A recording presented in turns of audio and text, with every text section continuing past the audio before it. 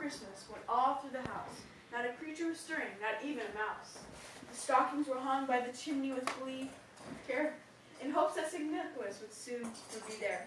The children were nestled all snug in their beds, with visions of sugar plums danced in their heads. And Mom in her kerchief and Dad in his cap had just settled their brains for a long winter's nap. When out on the lawn there across such a clatter, on Donner, on Dancer, on Prancer, on Vixen, on Comet, on Cupid, on Donner, on Blitzen, to the top of the porch, to the top of the wall. Now dash away all. as leaves up before the wild hurricane fly, when they met with an obstacle mounted to the sky. So up on the housetop the porches they flew, with a sleigh full of toys, and St. Nicholas too. And then in a twinkling heard on the roof the prancing and pawing of each little hoof. Down the chimney St. Nicholas came with a bound. He was dressed in fur from head to his toe, and his clothes were tarnished with ashes and soot.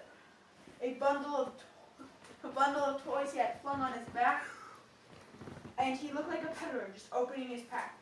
He laid down the presents as quiet as a cat, but avoided the cookies, didn't want to get fat. Wait a second. That's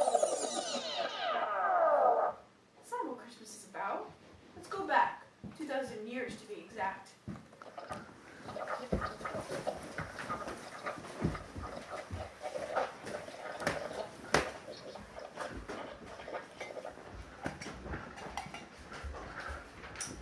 This story starts off with Mary and Joseph following a decree that was ordered by Herod. In those days, Caesar Augustus issued a decree that a census should be taken of the entire Roman world, and everyone went down to the town to register.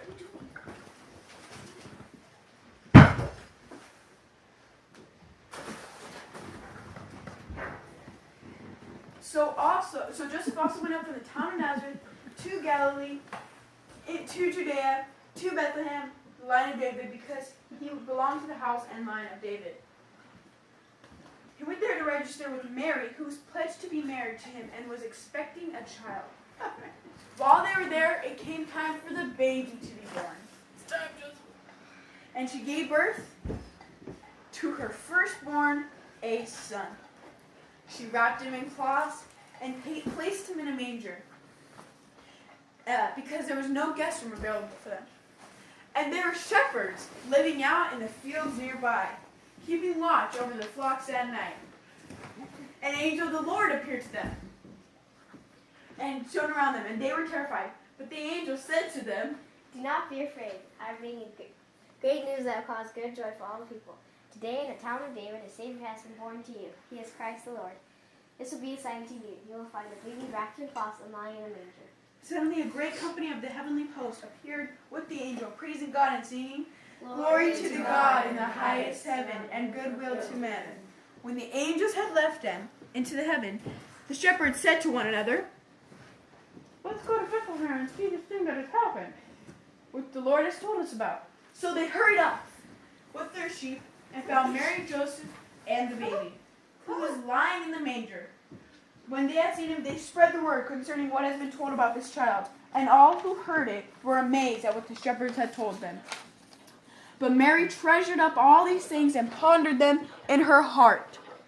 The shepherds returned glorifying and praising God for all the things they had heard and seen, which were just as they had been told.